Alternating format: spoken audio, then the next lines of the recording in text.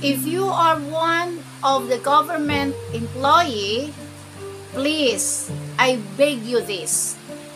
If you thought that you are smart and capable of doing everything, make sure that you are doing in a legal way. That you are in the right position to do anything you wanted to do. Kung sa tingin mo, ang isang tao ay kulang sa aral, kulang sa kaalaman, kulang sa karunungan, aba, tulungan mo sa tama. Ilagay mo dapat sa tama yan ang pagtulong mo. Hindi yon mamaliit-liitin mo. Huwag mong maliitin kasi hindi mo alam na yung tao sa harapan mo, kahit gaano kaliit yan, mas maliit yan sa iyo, pero ang utak niyan ay mas malaki pa pala sa iyo. Ito yun guys ang na-experience namin nung last week.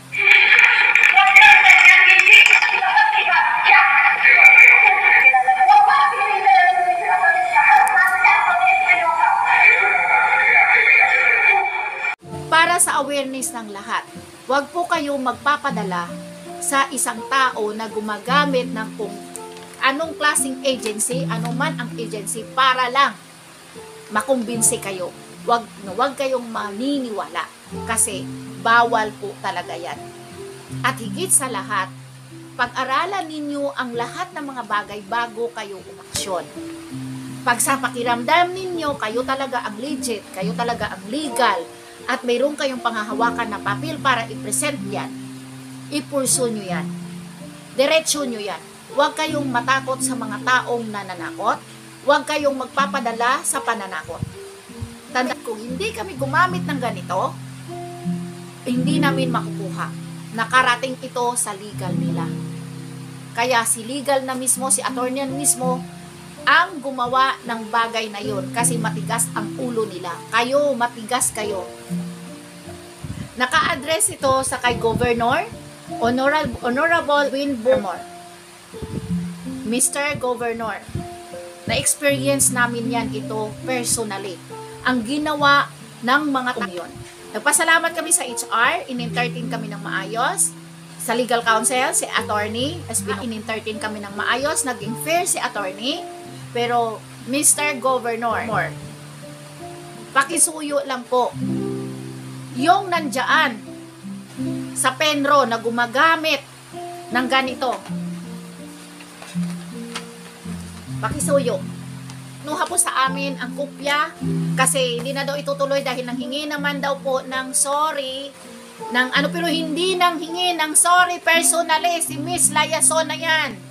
Yung Apple at saka yung mail na yan, hindi sila nanghingi ng sorry sa legal wife na in-stress nila ng todo-todo. Pay attention sa video na ito at dito nyo malalaman ang kailaliman. Isang empleyado sa gobyerno magmamanipula ng individual beneficiary. Watch this full video para maging aware tayo lahat na kailangan natin ipaglaban pala talaga ang ating karapatan basta nasa tama lamang. First of all, one senior citizens came in front of me, asked help, asked some advice from me.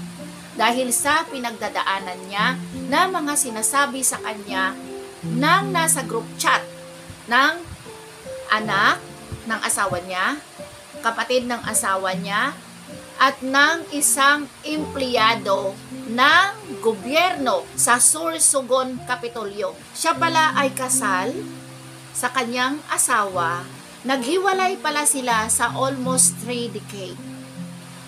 Dahil siya ay nagtatrabaho sa abroad habang ang kanyang asawa ay nag-aaral pa by the time, and then siya ay nag-contribute din dahil sa kasunduan nila na gusto naman ng lalaki na makapagtapos ng kanyang pag-aaral. So, tumulong siya daw hindi ko naman masasabi talaga kasi hindi ko naman pero ayon sa kanya na tinulungan niya sa pag-aaral kasi yun ang gusto makapagtapos sa kanyang kurso na nursing. Pero guys, sa masamang palad, after few years, nagkahiwalay sila, nawala na parang bula si lalaki. Nawala na yung communication hanggang umuwi na lang siya dito. Nabalitaan niya na si lalaki pala ay mayroon ng kinakasama.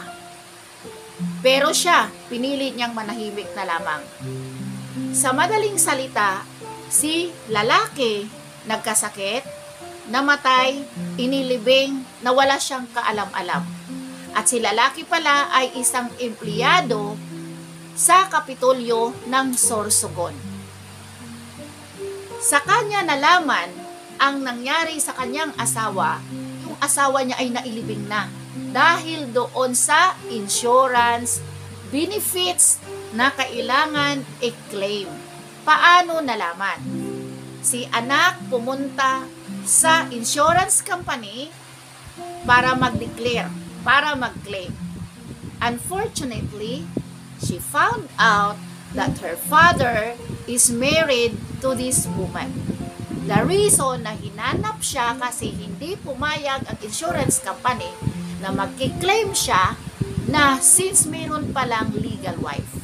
Dineclare pala siya ng kanyang asawa na wala siyang kaalam-alam. Na insurance benefits na yan para makuha, si legal wife ay hinanap ng sister-in-laws at ng anak. So, nakita siya, nahanap siya sa social media. Nagkaroon ng GSIS Pag-ibig Compliance Group Chat. Author nito ay isang empleyado na kasamahan ng kanyang late husband doon sa Kapitolyo. Firstly, may chat sila personal. Hanggang bandang huli, nagkaroon ng GSIS Pag-ibig Compliance para ipapaalam sa asawa na nagsasabi na may kukunin na benefits dito sa GSIS at Pag-ibig. Pero guys, totoo naman talaga. Kaya lang, ang pinapakumply sa kanya bilang isang legal wife, waiver. Pinapagawa siya ng waiver. Nandito lahat yan guys. Nandito yan lahat. Highlights ko yan. Yan. Ilang pages yan. Sabi ko sa kanya, ate, you are physically at mentally fit to process that documents, to process that benefits, that you don't need the waiver papers. So, nag-travel kami all the way from here, Laguna, to Bicol para lang maayos ng asawa ang papel na dapat niyang i-comply doon sa GSIS at Pag-ibig. Pero guys, ito yung pinaka-excitement na nangyari. On the very first day we arrived there, we would start the first move that we did. We went to funeral homes para malaman namin kung magkano ang binayaran ng anak na service doon sa namatay nilang tatay. Pangalawa, pinuntahan namin ang libingan. Pumunta kami sa sementeryo, hinanap pa namin yon. Kasi hindi namin alam kung saan talaga yon doon, pero hinanap namin talaga sa sementeryo ang nailibing niyang asawa. Nahanap din namin. Next, pumunta kami sa barangay hall para lang kumuha kami ng certification na sa katunayan, inilibing dito sa lugar na ito, binurol dito sa lugar na ito ang kanyang asawa.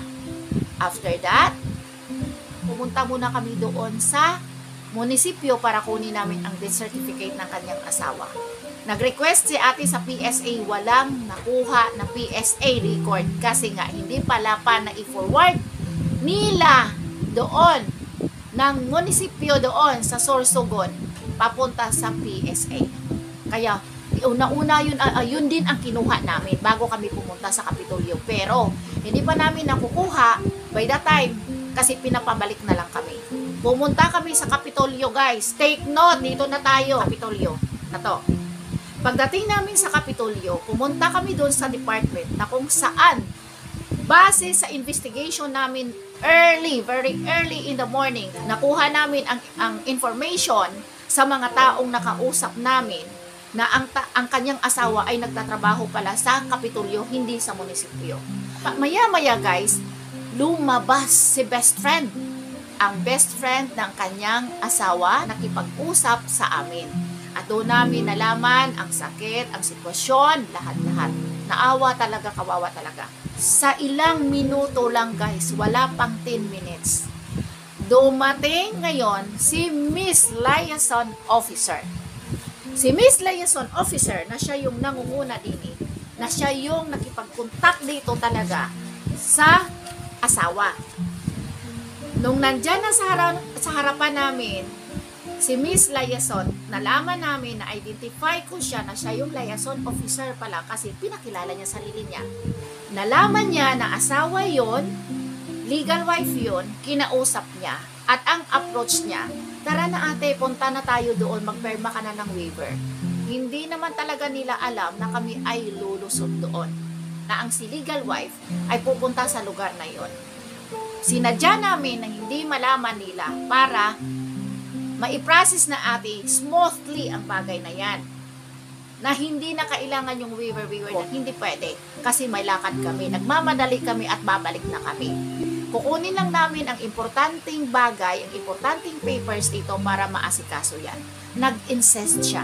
She was insisted because she is the one to process all that because she is a liaison officer and she has this experience before because her husband passed away. So sa madaling salita, pinamukha niya sa akin na siya ang mag-aasikaso kasi alam niya ang proseso dahil daw siya ay isang liaison officer. At isa na ring balo. At alam niya kung paano magpasikot-sikot, mag-process ng mga papers. Pero guys, ang sinagot ko lang, there is a legal wife which is legit to process everything and she is the one, a beneficiary. So let her be. Let her process all that. Pero guys, she was insisted the same thing. And when I asked her, do you have a death certificate? She answered, yes. Meron ako, nandito na sa akin ang lahat ng mga papeles. When I look at her, because she is not initiating na sasabihin man lang sana, ate, total nandito ka naman lang, ibibigay ko na sa iyo ate ang mga papers na pinrepair namin. Pwede mo nang i-process ate kung gusto mo. As respeto sa isang legal wife sana, di ba? Pero wala. Doon ako nagkaroon ng idea na wala talaga siyang intensyon na ibigay, i-surrender sa legal wife ang papers kasi ayaw talaga nila na siya ang mag-aasikaso. Hindi niya napilit si ate na dadalhin doon kasi ako nagsasalita na aalis na kami, pupunta na kami doon sa ibang opisina at may kukunin kami. Kaya kinuha namin ang death certificate dahil wala kaming hawak na death certificate dahil nasa kanila. Gaano sa kanila? O diba? Bukasan, without their knowledge, na babalik pa kami doon. Pagbalik namin doon, kailangan namin i-comply, kukunin namin ang length of service record. Lahat ng about ng non-case records. Lahat na yun, 3 papel, certification that he is really employed there and he died during the time na nagtatrabaho pa siya, hindi pa siya talaga retired nung time na yon. Continuous pa yung trabaho niya. Hindi naman ibibigay sa amin, guys. Maraming chichiburitse. Umakyat kami sa HR. In-advise kami ng HR na kukunin namin doon. Pero guys, alam nyo ba, maya-maya dumating si sister-in-law. Pagdating ni sister-in-law, may drama. May senaryo kadramahan na ganito, may pambubula, ganon-ganon. Pero dahil nakilala ko na sila, during the time na sila ay paano sila nagme-message sa kanya, hindi na uubra sa akin yan, ang kadramahan na yan. Hindi talaga nila nadala si ate. Pero guys, nagbitiw ng salita, mayroong utang ng 800,000. Our concern is to get the documents para maiprocess ni ate personally. Nabukasan, pumunta kami doon, hindi ibibigay. Umakyat kami doon sa HR at pinabalik kami ng HR doon na kailangan utusan na rin ni HR ang isang tauhan niya na ayusin yan para ma-forward, makuha din doon sa kanila din ang papers at makuha din namin sa kanila doon. Hindi namin nakuha. Sinalubong kami ng isang tao na siya ay may pagka-hypocrite. Kasi alam mo yung approach, sabi ko doon sa kay ate, sa legal wife, ate, pumasok ka na sa loob at sabihin mo, kukunin mo yung ganito, ganyan. Kaya lang, doon pa lang sa may pintuan, nakita ko na sa kay ate na parang nagdadalawang isip pumasok. Nahihiya siya. So, sinamahan ko na lang siya sa loob. Nung nandun na sa loob, si ate halos hindi na masabi ni ate, nalimutan niya ni ate kung ano ang dapat niyang sasabihin, na anong klaseng papel. So, ako na lang ang nagpapaliwanag. Sabi ko, ma'am, kukunin po namin ang papel ni ganito kasi kailangan namin na i-process yan, ganito, ganyan. Since approved naman ang mga papers na iba. Yon. Ayaw. Ang sabi ni babae, yan na, si Mel, pangalanan kita si Mel. Tiningnan niya, sabi niya kasi daw may problema yata. Asawa ba siya? Kasi ang nakilala talaga nila na asawa at may 3 anak, yun yung naging kabit niya. Hindi talaga nila nakilala si legal wife. Sa ang tao sa harapan naman ni ate, nagsabi siya, parang hindi siya maniwala na ito ay asawa. Sabi ko kay ate, pakilabas nga ng sinumar, both of you, sinumar, yung asawa mo at saka sa'yo at ang marriage contract nyo. Nakita niya na ang pangalan doon sa marriage contract ay iba. Sabi ko, ate, pakilabas ang iyong affidavit of joint names. So, ayun, nilabas. Nakita niya. Sabi niya, hindi pwede. Magliligal muna tayo. Akyat muna natin ito sa legal. Kasi daw, may SPA. Kaya ako nag-react. Sabi ko, ano may SPA? Unang-unang hinahanap nila yung waiver. Now, lumabas na naman doon sa kay Mel, SPA. Ano ba talaga? Pinoproblema niya ang nasa pangalan ng birth certificate at saka sa marriage contract na kung totoosin, hindi naman siya doon kasali. Hindi naman siya doon ang anak. Hindi naman siya doon ang kasali doon sa beneficiary. Bakit pinoproblema niya? Ang kinukuha lang namin sa lintek na yan, ang kinukuha lang namin na papel ay length of service records na ipiprepare niya pero ayaw niyang ibigay. I know that there is something or someone behind the scene. Before guys, pinabasa sa akin ni ate ang nasa group chat conversation ng compliance na yan na ginawa nila. Nandun nagsabi sila, isa doon nagsabi na 1 month lang daw mapo-forfeited na daw ang funeraria.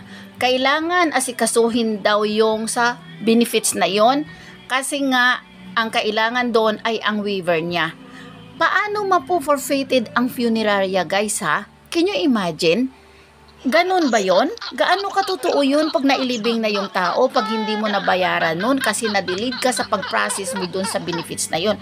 So mapo-forfeited na pala?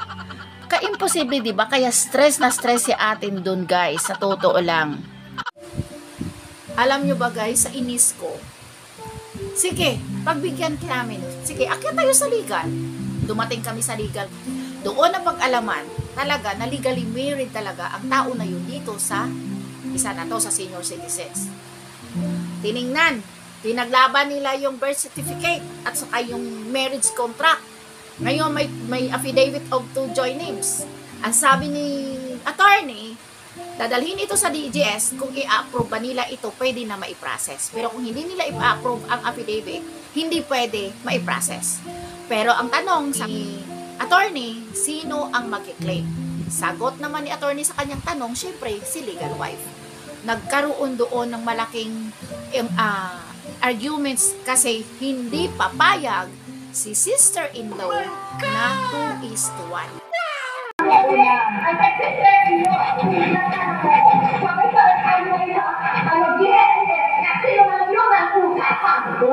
Ang mga bata, anak ni asawa niya sa kabit, ay nasa legal age na. Sila ay nasa abroad na nagtatrabaho, halos doon na sila nakatira kasama ang kanilang nanay. At napag-alaman namin na may mga property pala yan dito din sa Sorsogon. Pero anyway, rights naman nila yun eh. Si SPE daw, natita nila kapatid ng namatay, ang gustong-gusto kunin na more sa kanila kasi may utang na 800,000. na nandun naman sa funeraria, nakita namin na 65,000 ang binayaran nila sa service. Pero guys, dahil hindi naman ako yon, si legal wife, hindi ako nangingialam, nakikinig lang ako. And then si attorney nakipag-usap sa akin sa harapan naman ni legal wife, nag-a-agree ako. Nagalit ngayon si sister-in-law, means si kapatid ng namatay. Nagalit sa akin.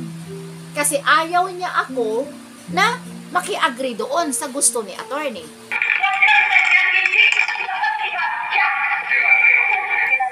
Bandang huli na ayos din naman ni attorney, tinutuusan kami ni attorney na pupunta kami para ipakita yung dokumento kung approve yun sa kanila, pwede nang i-process. Binigyan kami ng ng requirements kung ano dapat namin i-submit. So syempre pumunta kami doon, bumalik kami doon sa pen department.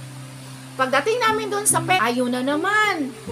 Ang sabi, si tao ay wala, yung si Mel, wala daw, sa ano pa daw babalik, mag-aano daw yun, iwan ko, bla bla bla. Bandang uli, sabi ko, ano yun? Paano to? Buti, umalis kami. Pumunta kami, umakyat kami doon sa HR. Ang sabi ng HR, kunin nyo kasi sinabihan na namin sinabi ko na kahapon na i-prepare nila, ayusin nila at kukunin nyo na. Bumalik kami doon, guys. Ano pa talaga ang trabaho ng liaison officer? Magtatrabaho ba para doon sa outside job niya? Di ba hindi? Trabaho mo ay diyan lang. Kung ano ang connected diyan na trabaho, connection diyan na trabaho na pinapatrabaho sa iyo, hanggang diyan ka lang. Hindi mo pwede trabahuin ang about sa benefits kasi hindi mo trabaho yan ang mag-process ng benefits. Yan pinanghawakan namin, ha? Kasi that is real. Ang nangyari, siya ang nag-aano sa amin. Inaano niya lagi si ate na mag-aano ng waiver, aasikasuhin niyang ganito ganyan. Doon ako nanggigigil. Si lalaki naman, nakausap namin doon sa information na yun daw si Mel ay may meeting kay Gob. Wala pa kaninang umaga meeting, hindi na sila nag-lunch. Alam mo ba, sinagot sa akin ng information? Yeah, you need to wait. Wow, bossy ha. Imbis na sasabihin niya sa, pasensya ka naman ha, kasi mahaba yata ang pinagmitingan nila, importante. So mag-antay ka lang ma'am, kasi ano lang naman, iantay nyo na lang siya ma'am, diba? Maganda sana, pero sinabi, yeah, you need to wait. Ginanon ako guys, sa harapan nito ni ate. Ang ginawa namin, umakyat kami ulit sa HR, umakyat ka pala kay Gob, at doon namin napag-alaman na wala pala si Gob sa building na yan. Wala yung Gob sa building na yan. Paano nagka-meeting si Mel doon kay Gob? Ang sabi, nasa taas nag-meeting. Pagdating namin sa taas, wala palang meeting. Nasa labas pala. At hindi rin alam ng ano na yon, information doon na kung babalik pa ba si Gob o hindi. O, diba? So, diba guys, nakakagigil? So, ang ginawa ko guys, ginawa talaga namin. Pina-receive na namin ito sa ni Gob, sa receiving personnel doon sa tauhan ni Gob, sa admin. Pina-receive namin doon. Pina-receive din namin sa HR ito. May mga tanong kami dito, bakit nangingialam si ganito, ganyan sa bagay ng beneficiary ng individual. Dating namin doon guys, nandun na naman ulit si sister-in-law at ang tumboy. Kung ano-ano mga pinagsasabi sa amin. Grabe. Hindi ko maisip kung gaano siya kabastos. A day before, nangyari na yan, binastos niya na ang abogado sa harapan namin. Binastos niya kami sa harapan din ng abogado. The second day na pangyayari, gano'n na naman ang ginagawa niya. Binastos niya kami doon. Pagbabastos, walang respeto sa abogado. Hindi siya kakalma, nagsisisigaw siya sa loob ng courtroom na yon. Kasi ang pinaglalaban niya, yung kanya talagang karapatan na makuha niya yan dahil may utang ang kapatid niya daw. Pero wala naman siyang ipresenta na utang talaga doon, na nagsasalita siya. Wala siyang ipinresent sa harapan ng abogado na ito po yung utang ng kapatid ko worth 800,000. Kaya paano niya papababayaran dito sa legal wife ang bagay na yan? So paano ko rin ba hahayaan din na mangyari yung araw na yun? Since bastos ang ginagawa niya, nakulang na lang saktan niya kami. Para ito sa lahat ng empleyado na nasa gobyerno, huwag ninyong maliitin ang mga taong sa pakiramdam ninyo ay kulang sa kaalaman. Huwag ninyong tanggalan ng karapatan ang isang tao na sa pakiramdam ninyo kulang sa aral. Huwag kayong ganyan. Bagkos tulungan nyo dapat yan. Kaya huwag kayong manghusga. Hindi natin alam kung ano talaga ang totoong istorya, kung bakit sila ay nagkahiwalay. Sa mga panahon na yun, maliliit pa tayo. Kaya wala tayong alam doon. Istorya, hearsay lang yan. Hindi po nababase ang katotohanan sa istorya lamang. Maging bukas ang isipan ninyo. Kung sa tingin ninyo kulang sa karunungan, kulang sa kaalaman, kulang sa aral, huwag ninyong mamaliitin. Huwag naman ninyong kawawain. Bagkos tulungan sana ninyo.